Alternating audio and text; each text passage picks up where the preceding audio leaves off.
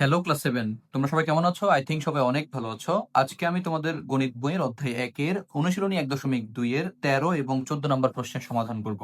তো 13 নম্বর প্রশ্নে আমাদেরকে বলেছে কি, একটি সমবায় সমিতির যতজন সদস্য ছিল প্রত্যেকে তত 20 টাকা করে চাঁদা দেওয়ায়। তাইলে কি বলছে, মানে একটি সমবায় সমিতির যতজন সদস্য ছিল প্রত্যেকেই আবার কি তত 20 টাকা করে চাঁদা দেওয়ায় মোট 20,480 টাকা হলো। ওই সমিতির সদস্য সংখ্যা কত? এটা বের করার জন্য হচ্ছে আমরা ফার্স্ট টাইম কি করতে হবে, মানে আমরা টোটালি লিখতে হবে যে সদস্য সংখ্যা কতজন, আমরা এটা লিখতে হবে 13। যেহেতু সদস্য সংখ্যা কতজন এটা আমরা জানি না, তাহলে আমরা লিখবো মনে করি সদস্য সংখ্যা সদস্য সংখ্যা সমান হচ্ছে কজন। তাইলে বলছে তত 20 টাকা, মানে তারা যতজন ঠিক তত 20 টাকা করে চাঁদা দিছে। তাহলে আমরা লিখবো সুতরাং প্রত্যেকের চাঁদার পরিমাণ, মানে একজনের চাঁদার পরিমাণ, প্রত্যেকের চাঁদার পরিমাণ সমান 20 টাকা। মানে প্রত্যেকে তত 20 টাকা করে চাঁদা দিচ্ছেন, ঠিক আছে। তাহলে সুতরাং মোট চাঁদার পরিমাণ, তাহলে মোট চাঁদার পরিমাণ হচ্ছে তারা যতজন আছে ঠিক তত করে দিছে। চাঁদার পরিমাণ হবে সমান 20 মানে একজনে যদি 20 টাকা দেয় তাহলে কজনে দিবে কত? 20 গুণ ক, ঠিক আছে। তাহলে কি হয়? 20 স্কয়ার হয়। আমরা জানি দুইটা একই রকম জিনিস গুণ অবস্থা দেখলে তারা স্কয়ার হয়, মানে বর্গ হয়, ঠিক আছে। তাহলে 20 স্কয়ার আমরা লিখলাম। এরপর আমাদেরকে বললো কি, মোট চাঁদার পরিমাণ কত হয়েছে? 20,480 টাকা। মোট চাঁদা 20,480 টাকা হয়েছিল। তাহলে আমরা ওই জায়গা থেকে এখানে লিখতে পারি কি, প্রশ্ন মতে, যে প্রশ্ন মতে দিয়ে লিখতে পারি এই যে 20 স্কয়ার যেটা পাইলাম, এই 20 স্কয়ার সমান হবে কত? 20,480, ঠিক আছে। তাহলে 20 এ পাশে আছে গুণ অবস্থায়, ওই পাশে গেলে হবে ভাগ। তাহলে আমরা এখন লিখতে পারি স্কয়ার সমান 20,480 ভাগ হচ্ছে 20। তাহলে স্কয়ার সমান আমরা লিখতে পারি এখানে এই যে ভাগ দিব আমরা হচ্ছে 20,480 ভাগ হচ্ছে 20।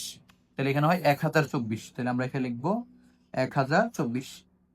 তোমরা একটা কথা মনে রাখবে, এই পাশে যদি মানে সমীকরণের এই পাশে যা থাকবে ওই পাশে গিয়ে বিপরীত হয়ে যাবে। তাহলে স্কয়ারের বিপরীত কি? Root over. তাহলে এখানে ক এর উপর যে স্কয়ার আছে ওইটা ওই পাশে গেলে হবে রুট ওভার। তাহলে এখানে আমরা জানি 32-এর স্কয়ার হচ্ছে 1024, বা তুমি ক্যালকুলেটরে সিম্পলি এটা করে ফেলবা, এই যে রুট ওভার 1024 এটা লিখে কত আসছে? 32। তাহলে 32-এর বর্গ হচ্ছে 24, তাহলে তুমি ভিতরে 32 দুইটা লিখবা, 32 গুণ 32। তাহলে দুই জায়গা থেকে একটা নিয়ে নিলে, মানে এক জোড়া থেকে একটা নিয়ে নিলে আমরা বর্গমূলটা পেয়ে যাবো 32। তাহলে আমরা ক এর মান পাইছি 32। তাহলে ক হচ্ছে কি? সদস্য সংখ্যা। প্রশ্নে কি চাইছে? সদস্য সংখ্যা নির্ণয় করো। তাহলে আমরা এখন লিখবো সুতরাং সমিতির সদস্য সংখ্যা, সমিতির সদস্য সংখ্যা সমান হচ্ছে 32 জন। ওকে, তারপর হচ্ছে আমরা সমাধান করবো 14 নম্বর প্রশ্ন। 14 নম্বর প্রশ্নে বলেছি কি, 1800টি মানে কোনো বাগানে 1800টি মানে 1008টি চারা গাছ বর্গাকারে লাগাতে গিয়ে 36টি গাছ বেশি হয়ে গেল। মানে এগুলো বেশি হয়ে গেছে, বর্গাকারে লাগাইছে, মানে তাদের মূল টার্গেট হচ্ছে কি বর্গাকারে লাগাবে, ঠিক আছে। তো বর্গাকারে লাগাতে গিয়ে 36টি গাছ বেশি হয়ে গেছে। তো এই জায়গা থেকে বলছে কি প্রত্যেক সারিতে চারা গাছের সংখ্যা নির্ণয় করে। তাহলে 36টি গাছ যেটা বেশি হয়েছে ওটা তো তারা লাগায় নাই, ওটা ওরা বাইরে রেখে দিয়েছে। লাগাইছে কয়টা? 1800 থেকে 36টা বাদ দিয়ে দিতে হবে। টোটাল 1800 চারা গাছ ছিল, এগুলাকে বর্গাকারের সাথে নিয়ে গিয়ে 36টা গাছ বেশি হয়ে গেছে, তাহলে এটা আমরা বাদ দিয়ে দিতে হবে। তাহলে আমরা এখন লিখবো কি,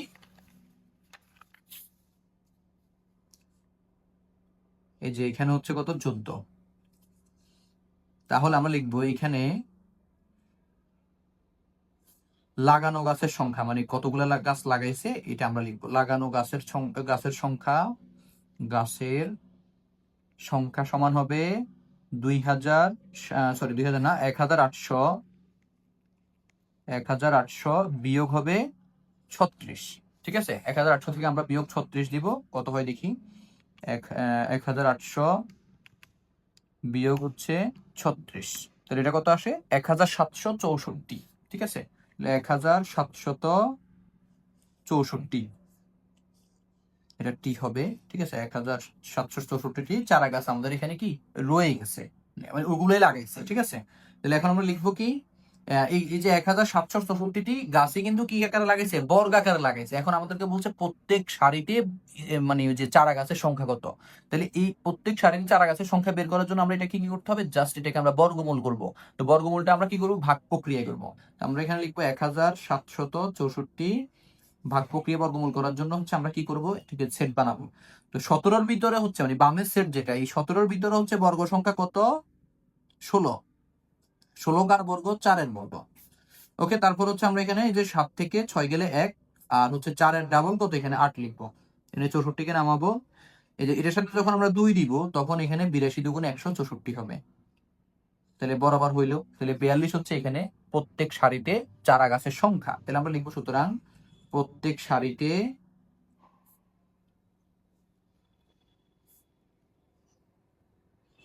চারা গাছের সংখ্যা সমান হচ্ছে 42টি। মানে এক সারিতে 42টি চারা গাছ লাগানো হয়েছে। তো আমরা আজকে 13 এবং 14 নম্বর প্রশ্নের সমাধান করলাম। তোমরা অবশ্যই 13 এবং 14 নম্বর প্রশ্ন বেশি করে প্র্যাকটিস করবা। তো ওকে, ভালো থাকবে সবাই। আসসালামু আলাইকুম।